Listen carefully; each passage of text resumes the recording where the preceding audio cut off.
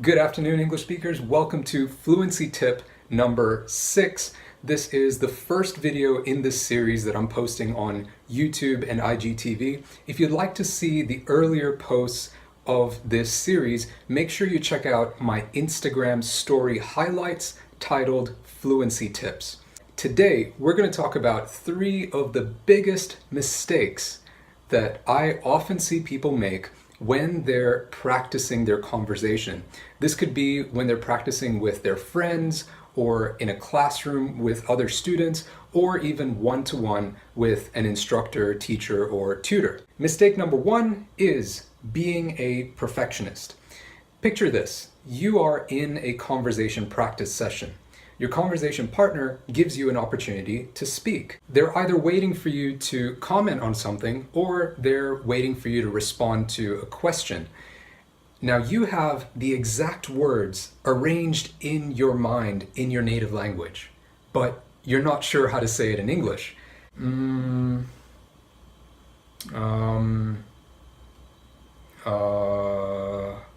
That was less than 10 seconds. Notice how long that felt? So here's a solution. Stop being a perfectionist.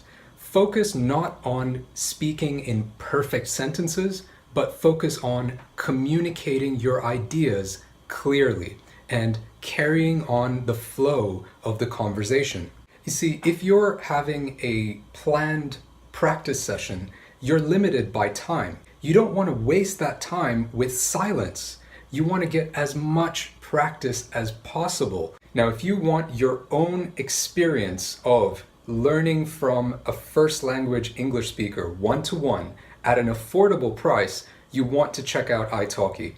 They are the sponsors of this post and they're giving away $10 of free lesson credit.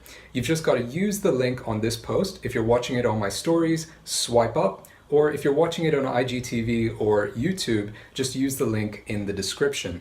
Make your first purchase and you'll get $10 of free lesson credit towards your second lesson. Mistake number 2 is very similar to mistake number 1, and that is wasting opportunities to speak by giving really short answers. For example, let's say I ask you, "What's your hobby?" And you respond with, "I like cooking." Notice how awkward that was? Consider this response instead. "I like cooking. In fact, just last Wednesday, I made this new chicken dish using a recipe that I found on the internet." Mistake number 3 is actually overcorrecting for the last 2 mistakes that we talked about. I've met some students who are so afraid of wasting their practice time that they don't ever give their practice partner an opportunity to speak. Think about it. Whatever you could possibly say is going to be from what you already know. You're not going to say anything new, right? So when you cut off the input that you're getting from your practice partner, you are closing off your opportunity to learn new things. The solution is to make a habit of tagging a question onto the end of your detailed responses. For example, the golden question that I like to use a lot is, "How about you?" It's really simple. It's 3 easy words. You can use it in almost any situation when you're talking about yourself or your opinions.